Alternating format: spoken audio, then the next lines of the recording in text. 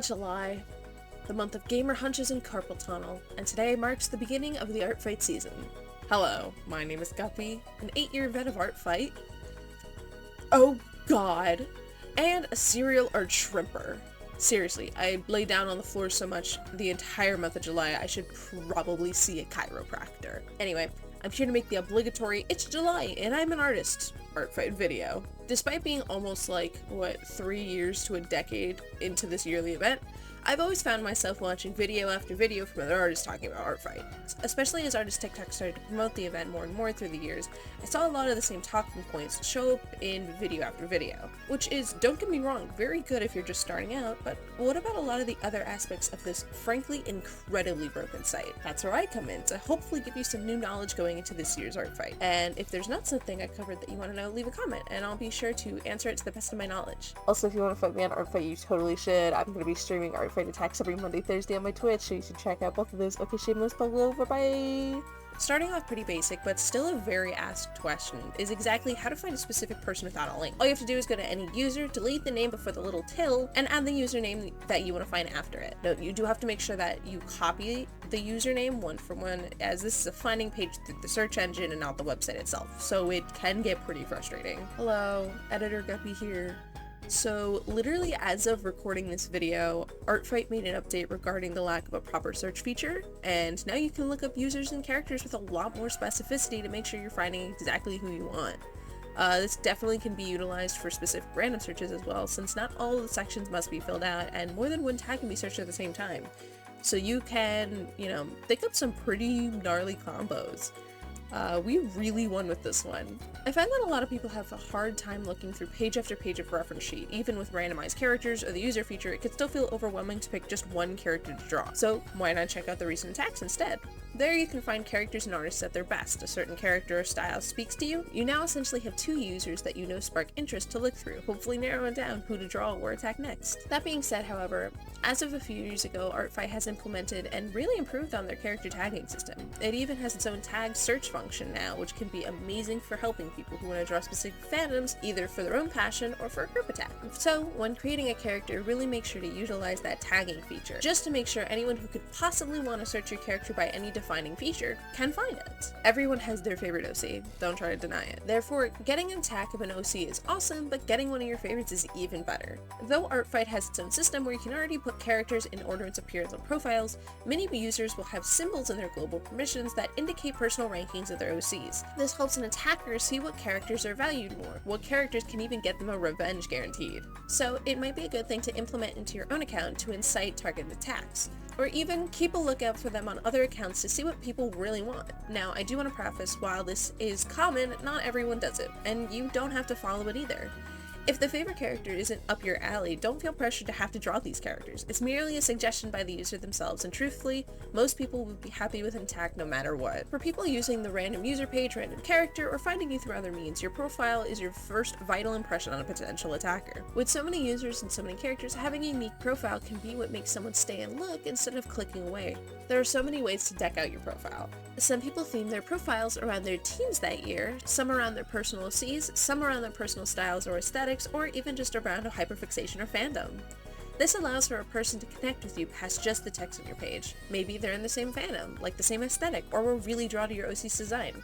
No matter what it is, that connection can change a potential opponent into a definite one. I can't even count the amount of times I would be mindlessly clicking through pile files before I found a super cool cyberpunk theme and went, oh yeah, it's all coming together. I wasn't too sure where to put this, but another thing people put in their profiles is their friends, which is seriously always adorable. And on the same page as tip 4, really getting into the spirit of Artfight through team spirit is both fun and can make you look more serious about the event. Profile cards have been popularized for a while now, and the official event even has free cards that you can download right off the Artfight's website. Though a lot of artists online have started making their own free cards any participant can use and download.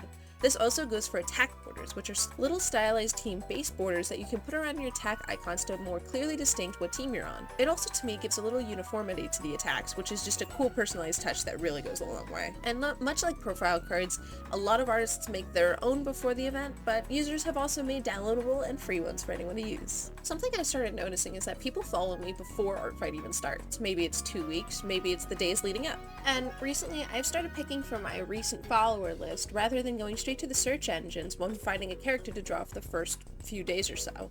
Following users will notify them, and let me tell you, I love when numbers go up during July. So following someone might be a good way to grab their attention. Even during the game, I find myself browsing recent followers more because it's almost flattering.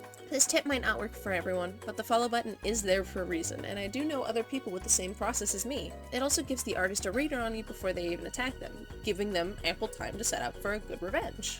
Speaking of flattery, Artfight is definitely a time in which big creators and artists announce that they're participating and get flooded with attacks. And while I'm not saying to attack them, I'm just saying I wouldn't get my hopes up about the Artfight video that get 10k views on it, you know? This only really goes if you're prioritizing defenses. Now, am I being hypocritical with saying this in a video I am posting to try and see some new fighters? 100% I am. But during Artfight, I also like to look for smaller artists, people who just started, or people with no defenses but plenty of attacks.